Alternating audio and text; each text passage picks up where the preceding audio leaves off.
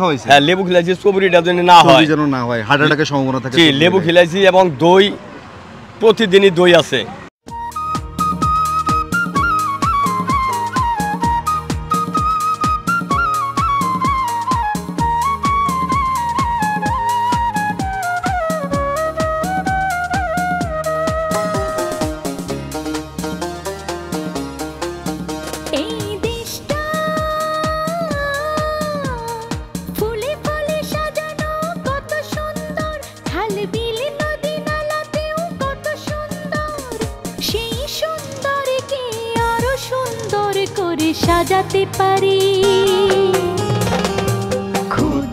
আসসালামু আলাইকুম। ক্ষুদ্র খামারের পক্ষ থেকে আপনাদের সবাইকে জানাচ্ছি আন্তরিক অভিনন্দন, শুভেচ্ছা এবং সাদর সম্ভাষণ। ক্ষুদ্র খামারের আজকের আয়োজনে আমরা চলে আসছি সরাসরি একজন প্রান্তিক খামারের কাছে। দর্শক, যেখান থেকে অ্যাকচুয়ালি গরু তৈরি হয়। দর্শক, দেখতে পাচ্ছেন আমার পেছনে যে সুবিশাল গরুটি আছে, এটা একজন প্রান্তিক খামারের শখের গরু। শখ করে উনি এই গরুটাকে পবিত্র কুরবানি 2024-এর জন্য তৈরি করেছেন। দর্শক, এই মুহূর্তে আমরা অবস্থান করছি বাংলাদেশের খুবই বিখ্যাত একটা জায়গা, সেটা হচ্ছে টাঙ্গাইল। আমরা সবাই জানি টাঙ্গাইলের চমচম হচ্ছে বিখ্যাত। সেই টাঙ্গাইল শহরের পাশেই, এটা টাঙ্গাইল রেল স্টেশন থেকে একটু সামনে আসলেই আপনারা পেয়ে যাবেন আয়সরা বাজার। এই বাজারের মধ্যে বা বাজারটা একটু পার হলেই আপনারা মূলত পেয়ে যাবেন এই খামারটা। দর্শক, এই বাজারের মধ্যেই কিন্তু আপনারা যোগাযোগ করলে এই খামারের মালিক যিনি বা এই গরুর মালিক যিনি আছে আব্দুর রহিম ভাই, তাকে পেয়ে যাবেন। তার কারণে তার ব্যবসাটাই কিন্তু ওই বাজারের সামনে বা বাজারের পাশেই তার বাড়িতে সে এই গরুটা লালন পালন করেছে। দেখতে পাচ্ছেন যে ভদ্রলোক আমাদের সামনে দাঁড়িয়ে আছে, উনি মূলত গরুর মালিক। আসেন আমরা গরুর ব্যাপারে ওনার সাথে কথা বলি। ক্ষুদ্র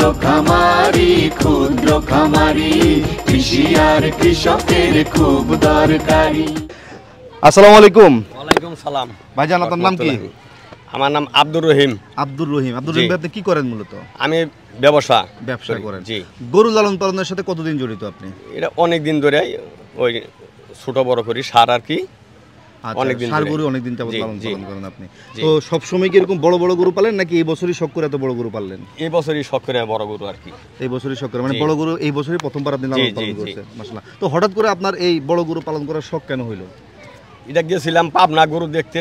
ওখানে একটা বাছুর পাইলাম, আমেরিকান বাহামা। আচ্ছা। বাছুরটা মানে কিনে নিয়ে আসলাম আর কি। আচ্ছা, তার মানে এটা হচ্ছে সে আমেরিকান ব্রাহ্মা? জি জি। আচ্ছা, আপনাকে এইটা আমেরিকান ব্রাহ্মা কে বলছে? ওরা যারা গরু ব্যবসায় করে ওনারা বলছে যে ইন্ডিয়া থেকে গরুটা নিয়ে আসছি এবং ইন্ডিয়ান কাগজপাতি আছে আমার টেন। আচ্ছা, আমি সেটা দেখে আর কি কিনছি। ওটা দেখে আপনি? জি জি। এটা আপনাকে ব্রাহ্মা বলে দেওয়া হয়েছে? জি। আচ্ছা, আপনি কতদিন তাহলে পালতেছেন এই গরু? আমি 3 বছর ধরে পালতেছি। মাশাআল্লাহ, অনেক দিন পালতেছেন, 3 বছর ধরে লালন পালন করতেছেন। তো এখন দানাদার খাবার বা গরু লালন পালন যতটা কস্টলি হয়ে গেছে, তো এত কষ্টের মাঝখানে এত টাকা খরচ করে 3 বছর একটা গরু লালন পালন করলে কি পোষায়?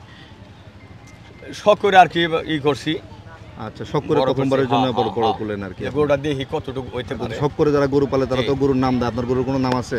আমার গরুর নাম দিছি আমি টাঙ্গাইলের বড় ভাই। টাঙ্গাইলের বড় ভাই? জি। আচ্ছা, টাঙ্গাইলের বড় ভাই কেন নাম দিবেন? মানে মনে করি দেওয়া, আমার মনে হয় যে টাঙ্গাইলের মধ্যে এটাই বড় গরু হবে, টাঙ্গাইলের মধ্যে এটাই সবচেয়ে বড় গরু হবে, এটা আপনি ধারণা করতেছেন? জি। মাশাআল্লাহ। আমরা এখন ঠিক যে জায়গাটাতে দাঁড়িয়ে আছি, এই জায়গাটার ঠিকানাটা আমাদের দর্শকদের উদ্দেশ্যে একটু বলেন। বাসাইল থানা, গ্রাম আইসরা। আচ্ছা, আইসরা গ্রাম বাসাইল থানায় পড়েছে। জি জি জি। এটা হচ্ছে টাঙ্গাইল এই রেল স্টেশনটা পার হয়ে একটু সামনে দিকে আসলেই কালীহাতি শেষ বর্ডার, বাসাইলের লাস্ট বর্ডার এবং টাঙ্গাইলেরও লাস্ট বর্ডার। আচ্ছা, বুঝতে পারছি। তো এই যে গরুটা আমরা দেখতে পাচ্ছি, মাশাআল্লাহ, আমাদের দর্শকদেরকে একটু দেখাই, আপনি একটু সরে আসেন, আমাদের দর্শকদের গরুটা দেখুক। দর্শক, দেখতে পাচ্ছেন আপনারা গরুটা, মাশাআল্লাহ, খুব সুন্দর আকৃতির একটা গরু। এটা হচ্ছে বাদামি কালার। গরুটার কুজ অনেক বড়, মাশাআল্লাহ, পাহাড়ের মতো কুজ দেখতে পাচ্ছেন। অসাধারণ একটা কুজ আছে গরুটার, আর বিশাল মোটা একটা ঘাড় আছে, মাশাআল্লাহ। হ্যাঁ, গলকম্বল খুবই সুন্দর, মাশাআল্লাহ। হ্যাঁ, যদি এই পাশ থেকে দেখাই গরুটার এজ দেখেন, মাশাআল্লাহ, খুব সুন্দর, মানে খুবই আদরে যত্ন লালন পালন হয়েছে। এবং গরুটা কিন্তু আসলে খুব টাইট, ঠিক আছে? মানে অনেকে মনে করে যে গরু যদি অনেক মোটা তাজা করে ফেলে মানুষ অনেক বড় হয়, সেটাতে প্রচুর চর্বি হয়, কিন্তু আসলে বিষয়টা তা না। এটা প্রচুর টাইট একটা গরু, এটাতে হয়তো ওইরকম চর্বি হবে না। গরুটার বয়স হচ্ছে 6 দাঁত। হ্যাঁ, যদি আপনারা দেখেন গরুটা ভালোভাবে, মাশাআল্লাহ, গরুটার হাইটও কিন্তু অনেক বেশি। আপনি কখনো এটার হাইট মেপে দেখছেন কতটুকু হাইট আছে? এটার উচ্চতা বলতে পারবেন? উচ্চতা বলতে পারবেন না। আচ্ছা, এটার মানে ওজন কতটুকু হবে, এটার কোনো ধারণা আছে আপনার? কতটুকু ওজন হবে? 1000 থেকে 900 কেজির মধ্যেই থাকবে আর কি।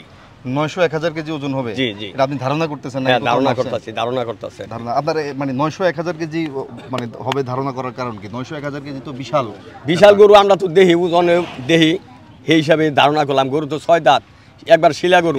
এর আগে আপনি এই 900-1000 কেজির গরু কোথায় দেখছেন? অনেক জায়গায় দেখছি, সেখান থেকে ধারণা করতেছেন জি আপনারা জি। 900-1000 আর গরু তো 6 দাঁত, গরু শিলা। আচ্ছা, গরু 6 দাঁত, গরু শিলা।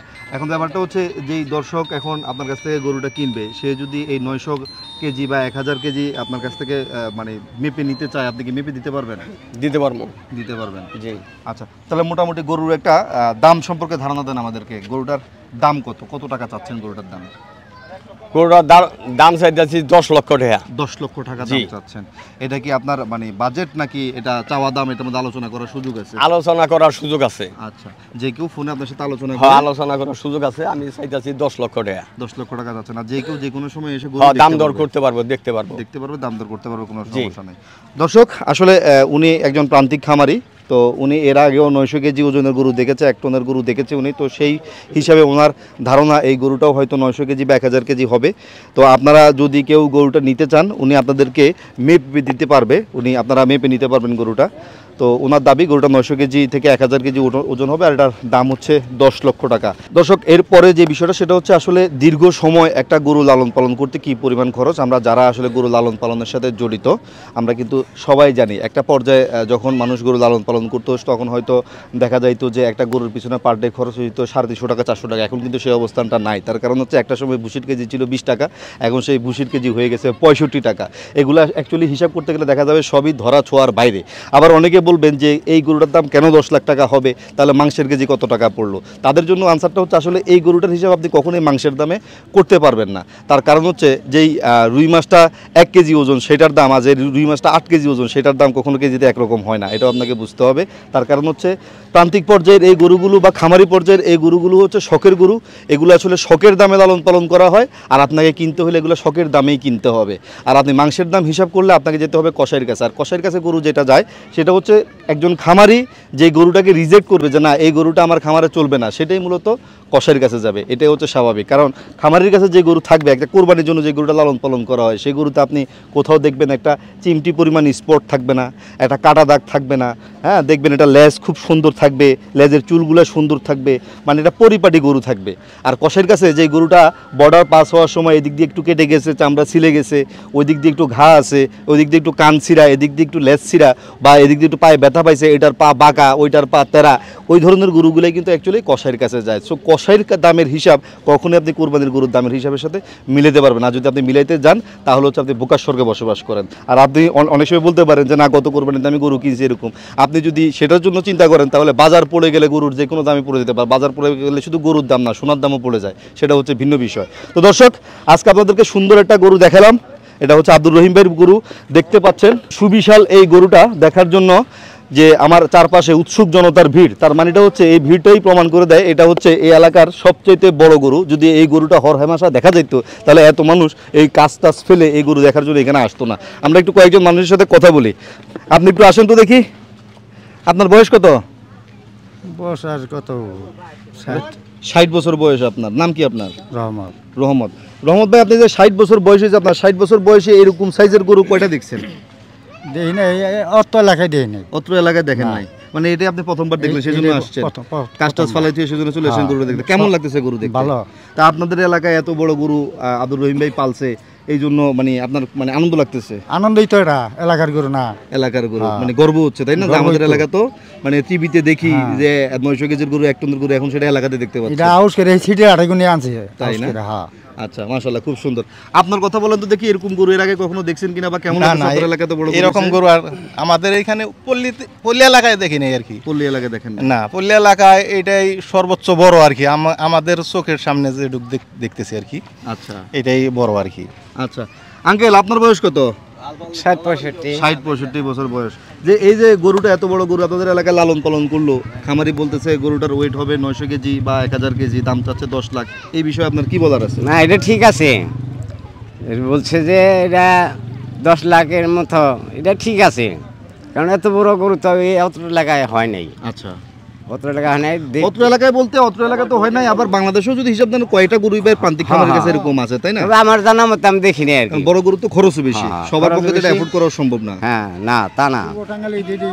আচ্ছা, তবে এটাই আমার মনে হয় সবচেয়ে বড়। আচ্ছা, হ্যাঁ বলেন। উনি খুব আউসী মানুষ, এই গোটা অনেক দিন ধরে আউস করে পালে, অনেক সুন্দর সুন্দর খাবারও খাওয়ায়। আচ্ছা, ওনার খুব আউসী মানুষ সবকিছুতেই, মাঝে মধ্যে গরু পালছে কিন্তু এত বড় গরু পালে নাই। আচ্ছা, কেমন সুন্দর সুন্দর খাবার উনি আমার মনে হয় যে উনি যে খাবারটা খায়, আমার মনে হয় গরুর ওই খাবারটাই ভালো খাবারটাই উনি খাওয়ায়। উনি আমাদের গ্রামের মধ্যে খুব আউসী মানুষ এবং কি খুব ভালো খাবার। আমি কিন্তু এরকম অনেকেরই দেখছি যে গরু একদিন একটু কম খাইলে সেই দিন মানে খামারে নিজেই খেতে পারে না। উনি ওনার ফ্যামিলি সহকারে আমার মনে হয় দিনে গরুর কাছে 5-10 বার উনি সবসময় বাড়িতে আসলে গরু দেয়। উনি তো বিশাল ব্যবসায়ী আছে, ব্যাংকের একটা আছে, তারপরে ওইখান থেকে এসে বারবার শুধু গরু দেখতে যায়, সারাদিন শুধু গরু নিয়ে অনেক থাকে। গরু আদর করে। আচ্ছা, আপনি বলেন। আচ্ছা, আমরা বাজারে দোকান করি আইসারা বাজারে, তো গত বছর এই গরু বেচবো, আমরা মানে রহিম সাহেবরে বললাম যে গরুটা তুমি বেচো না, মানে গত বছর উনি বেচে ফেলতে চাইছিলেন, দেখাইছে আর কি। কিন্তু আমাকে 10 জনেরই শখ যে আমরা গরুটা বড় করবা, গরুটা দেখবো যে কেমন হয়। আচ্ছা, এটা আমরা 10 জনেই বলছি, ইনশাল্লাহ আউস করে পালছে। এত বড় গরু আমার জীবনে মানে আমি দেখি নাই আমার আইসারা গ্রামে। আচ্ছা, মাশাআল্লাহ। তার মানে হচ্ছে এই গরু, মানে এই গরু এত বড় করার পেছনে শুধুমাত্র আব্দুর রহিম ভাইয়ের ইচ্ছা না, এটা আপনাদের এলাকার সবার ইচ্ছা। সবাই চাইছেন যে না এই গরুটা বড় হবে। আর এই গরুর যে খাবার খিলায়, খালি এইটা বিলা কথা না, বড় গরু যে জায়গায় পালবো বাজে কোনো খাবার বড় গরু খিলাইতে পারবো না। বড় গরুরে ভালো খাবার খিলাইতে হবে, মানে দানাদার, বা আমি যেটা খাই গরুরে ওইটাই খিলাইতে হয়। লেবু খিলাইছি, 2-1 মণ লেবু হবো। লেবু কেন খাওয়াইছি? হ্যাঁ, লেবু খিলাইছি চবরিটা যেন না হয়, যেন না হয়, হার্ট অ্যাটাকের সম্ভাবনা থাকে। জি, লেবু খিলাইছি এবং দই, প্রতিদিনই দই আছে। দই কেন খাওয়াইছেন?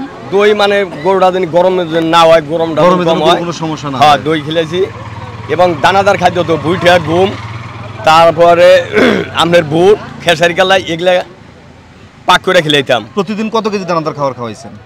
প্রতিদিন ওইটা তো আইডিয়া নাই, তাও 8-10 কেজিও হবে। 8-10 কেজি দানাদার খাবার হবে। তাহলে আমি একটা এভারেজ হিসাব চাচ্ছি আপনার কাছে যে আসলে এই গরুটা লালন পালন করতে প্রতিদিন আপনার কত টাকা খরচ হয়? ওইটা আমি ওইভাবে হিসাব রাখিনি আর কি। আচ্ছা, যদি 10 কেজি দানাদার খাবার প্রতিদিন যায় তাহলে মোটামুটি 500 টাকা দানাদার খাবারই খায় প্রতিদিন। 500 টাকা হবে না, 500 টাকা হবে না, 500 টাকায় হয় না। না, 700-800 টাকা এটা ডেইলি 700 টাকা হচ্ছে প্রতিদিন খরচ এটা পিছনে। আচ্ছা, এখন বিষয়টা হচ্ছে গরু তো যার রিজিকে আছে তার কাছেই যাবে গরু, ইনশাআল্লাহ আপনার কাছে একটা ভালো গরু, বড় গরু আছে, বিক্রি হবে, একজন নিবে। কিন্তু এই যে এতগুলো মানুষ আপনার এলাকার সবাই, হ্যাঁ, যে আপনার এই গরুটা লালন পালন করছেন, এই গরুটা দেখে যে তাদের মধ্যে যে আনন্দ কাজ করতেছে, তাদের মধ্যে যে একটা উন্মাদনা কাজ করতেছে, আমাদের এলাকায় এত বড় গরু, এই বিষয়টা আপনার কাছে কেমন লাগে?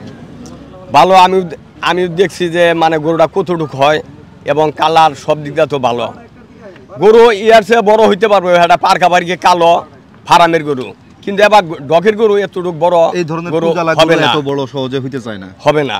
আচ্ছা রহিম ভাই, আমরা আসলে ভিডিওটা আর বেশি লম্বা করব না, গরুরও কষ্ট হচ্ছে।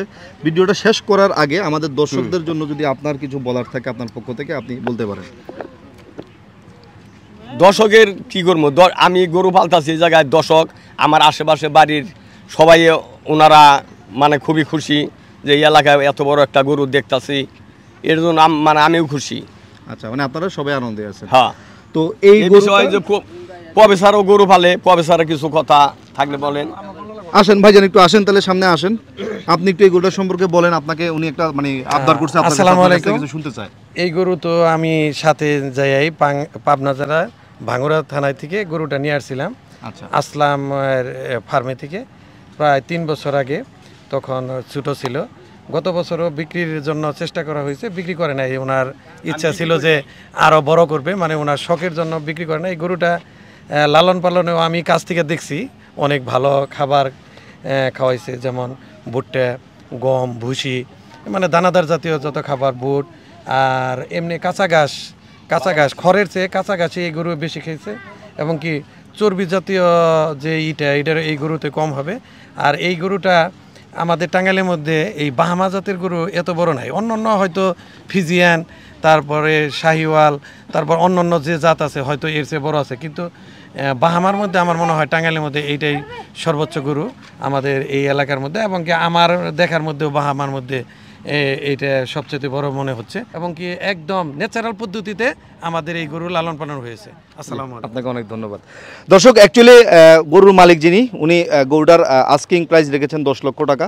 আসলে ওনার কষ্টের ফসল, উনি ওনার দাম চেয়েছেন। এখন আপনারা যে জিনিসটা করবেন, যাদের গরুটা পছন্দ হবে তারা গরুটা দেখবেন, দেখার পরে গরুর দামটা অ্যাকচুয়ালি নির্ধারিত করবে হচ্ছে কাস্টমার, যে গরু কিনবে সে এসে দেখবে, সে তার উপযুক্ত দাম বলবে। সে তার উপযুক্ত দাম বলার পরে রহিম ভাই হয়তো বলবে যে না আরও কিছু দাবি করবে, তারপর আপনি হয়তো আবার কিছু বলবেন। এইভাবে ক্রেতা বিক্রেতার মধ্যে একটা আন্ডারস্ট্যান্ডিং হয়ে দাম হয়।